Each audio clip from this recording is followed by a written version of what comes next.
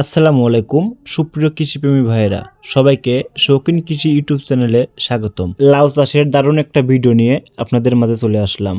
আজকে আমি আপনাদের সাথে এমন একটা টিপস শেয়ার করব, যা করতে পারলে আপনারা আপনাদের লাউয়ের প্রজেক্টে 2 থেকে 3 গুণ লাউ ফলন বৃদ্ধি করতে পারবেন। আমার হাতে যে ট্যাবলেটটি দেখতে পাচ্ছেন, এই ট্যাবলেটটি আপনাদের লাউ গাছে 2 থেকে 3 গুণ ফলন বৃদ্ধি করে দিতে পারে। আমার এই চ্যানেলে নিয়মিত কৃষি সমস্যা এবং সমাধান নিয়ে ভিডিও আপলোড দেওয়া হয়, চাইলে চ্যানেলটি সাবস্ক্রাইব করে দিতে পারেন।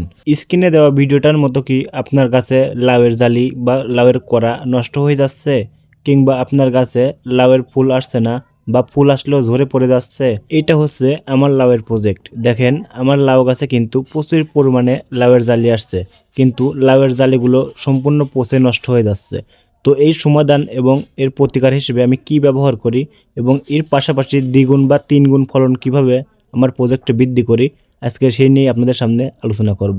আমার হাতে যে ট্যাবলেটটি দেখতে পাচ্ছেন, এটা কিন্তু আকারে ছোট হলেও কিন্তু এর কাজ কিন্তু অনেক বড় কাজ করে।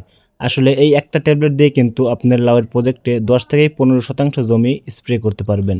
এই ট্যাবলেটটি কিভাবে জমিতে স্প্রে করবেন এবং এই ট্যাবলেটের কাজ কি, চলুন দেখে আসি। এটি গাছের বৃদ্ধি নিয়ন্ত্রক ফর্মুলা। এটি ব্যবহার করলে আপনার গাছের লাউ কিংবা লাউয়ের জালি নষ্ট হবে না, আর লাউগুলো সম্পূর্ণ আঁকাবাঁকাও হবে না, সম্পূর্ণ সাইজ অনুযায়ী লাউ আসবে। এবং এটি ব্যবহার করলে আপনার গাছে মাছি পোকাও কিন্তু আক্রমণ করবে না। এছাড়াও গাছে আগাম ফুল ধরে এবং ফুলের সংখ্যা বৃদ্ধি করে। অর্থাৎ লাউয়ের ফলন বৃদ্ধি করার জন্য এই ট্যাবলেটই যথেষ্ট, এর দ্বিতীয় কোনো বিকল্প পদ্ধতি নেই। অনেকেরই হয়তো এই ট্যাবলেট সম্পর্কে কোনো ধারণা নেই। আমার ভিডিওটা যদি শেষ পর্যন্ত দেখেন, অবশ্যই আপনাদের ধারণা আসবে। লাউয়ের ফলন বাড়ানোর জন্য এটি আপনারা আপনার লাউয়ের প্রজেক্টে 2টি উপায়ে ব্যবহার করতে পারেন। প্রথমটি হলো চারা রোপণের 15 থেকে 20 দিন পর স্প্রে করে দেবেন একবার। স্প্রে করার নিয়ম হচ্ছে, একটি পাত্রে সামান্য পানি নেবেন এবং এই ট্যাবলেটটি গুঁড়ো করে পাত্রের সাথে ওই পানির সাথে সম্পূর্ণভাবে মিশে নেবেন।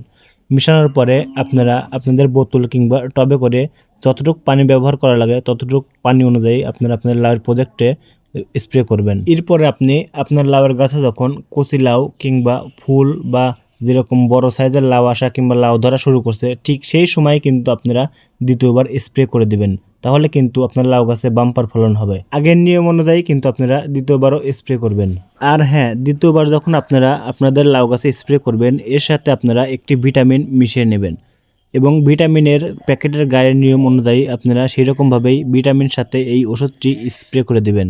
এবং এই ট্যাবলেটটি স্প্রে করে দেওয়ার প্রায় 5 থেকে 7 দিন পরে আপনারা এর ফলাফল দেখতে পারবেন। আর হ্যাঁ, আপনারা কিন্তু এই ভিডিওটা শুধুমাত্র লাউ গাছের জন্য ছিল না। এখন যেহেতু বড়ইয়ের মৌসুম, আপনারা চাইলে সেমভাবে আপনাদের বড়ইয়ের গাছেও কিন্তু এই স্প্রেটা দিতে পারেন।